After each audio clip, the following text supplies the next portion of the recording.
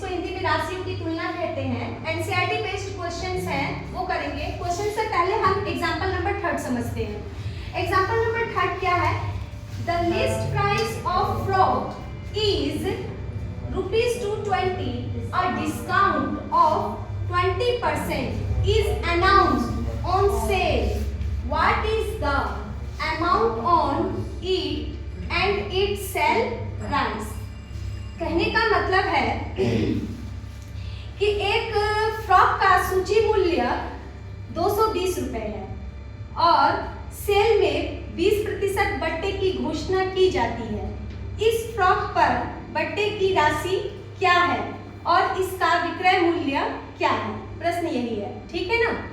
अब इसमें देखेंगे कि लिस्ट प्राइस एक आ गया आपके पास नया शब्द, यानी लिस्ट प्राइस का मतलब है मार्क्ड प्राइस। मार्क यानी जो उस पे अंकित मूल्य हम कहते हैं, इसको हिंदी में बोलेंगे अंकित मूल्य और इसको बोलेंगे सूची मूल्य। सूची मूल्य, ठीक है ना। अंकित मूल्य, सूची मूल्य। अब क्या कहा गया है कि ये हमारे पास एक फ्रॉक दी हुई है। अब समझ रहे हो फ्रॉक है, ये फ्रॉक है, देखते हैं शायद बन जाए। ये एक फ्रॉक है जो मुझे बहुत पसंद आई। इसका टैग प्राइस मैंने देख लिया कितना दे रखा है, 220 रुपए, ठीक है ना।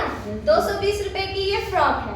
अब इस फ्रॉक पर डिस्काउंट मिल रहा है, यानी डिस्काउंट कितने का है? 20% का है बेटा, देखिए पता क्यों नहीं, 20%, ठीक है ना। तो ये 20% का मतलब 220 रुपए को हम कितने रुपए में वह सामान खरीद सकते हैं? क्योंकि 220 रुपए से कम में वो देगा, क्योंकि कितने का है वो सामान? 220 रुपए का और 20% डिस्काउंट। एक मैं औरल चीज बताती हूँ, कोई भी चीज का ना 10% निकालना तुरंत आसान होता है। 10% यानी ये कितना है? 220 का 10% अगर मैं निकाल लूँ तो ओरल मेरा निकल जाएगा 0000 कैंसिल, 22 रुपए। 10% कितना हो गया? 22 रुपए। तो 22 को 2 से गुना कर दो तो 44, यानी वो मेरे को 44 रुपया छोड़ेगा।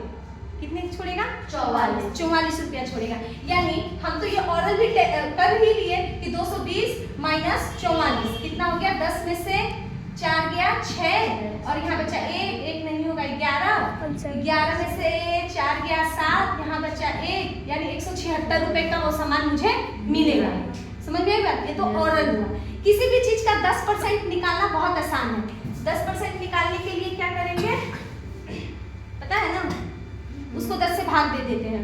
इसमें मैंने 10 से भाग दिया तो 1 जीरो हट गया, 22 रुपए आ गया। 22 को अब 10 को 2 से गुना करेंगे तो 20 नहीं हो जाएगा, तो उसी तरह 20% बन गया और इसको 2 से गुना कर देंगे तो 20% निकल आएगा। 22 दूनी 44, ठीक है। चलो नहीं समझ में आया तो कोई बात नहीं, इस चीज को और मैं एक्सप्लेन कर देती हूँ इसीलिए। तो हमें वो चीज पर यानी लिस्ट प्राइस और मार्क्ड प्राइस दोनों चीज हमें अलग अलग नहीं समझनी है, दोनों एक ही चीज है। यानी ये टैग जो लगा हुआ है, ठीक है ना। 20% यानी 20% discount means that on 100 rupees MP the discount is 20 rupees. 20% discount का मतलब हुआ कि 100 रुपए MP यानी मार्क प्राइस, 100 रुपए की वस्तु पर 20 रुपए की छूट। 100 रुपए की वस्तु पर 20 रुपए की छूट, तो यानी 100 रुपए का सामान लेंगे और उस पर 20% छोड़ा जाएगा, यानी 100 रुपया में 20 रुपया छोड़ा जाएगा, तो कितना में वह मिलेगा बताना। तो इतना शर्मा के क्यों बोल रही हो? जोर से बोलो, ऐसे तो हल्ला बहुत करते हैं, ठीक है। 80 रुपए का, सही बात है, जवाब सही है। तो अब हम लिखेंगे 20% of MP, MP means mark price, 20% of MP is equal to discount. तो हम क्या लिखेंगे? 20 की जगह 20 और परसेंट हमने बताया है ये 20, ये परसेंट के लिए डिवाइड में 100, ऑफ का मतलब गुना, MP मार्क प्राइस 220, ठीक है। 0 to 0 कैंसिल, 0 to 0 कैंसिल, कितना आया?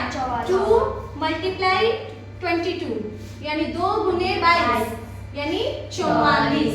44 रुपया डिस्काउंट हुआ। कितना रुपया? 44 रुपए डिस्काउंट हमें मिले। The sale price is equal to, हम लिख सकते हैं कि 220 माइनस 44 बराबर 176। आप इसको इस तरह से लिख के रुपीज लिख सकते हो, रुपए, चाहे इसे लिख लो रुपीज, ठीक है ना।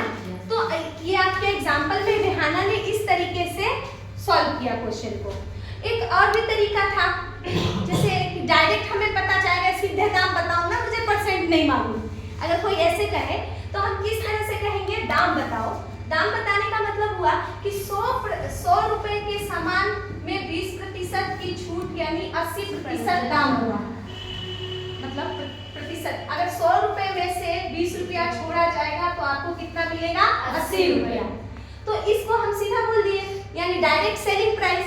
तो सेलिंग प्राइस के लिए हम क्या लिखेंगे कि जितना परसेंट बनता है, यानी जितना परसेंट हमें देना है, समझ में आ रही है बात, 80% आपको देना पड़ेगा, 20% तो उसने छोड़ दिया, 80% हमें देना पड़ेगा।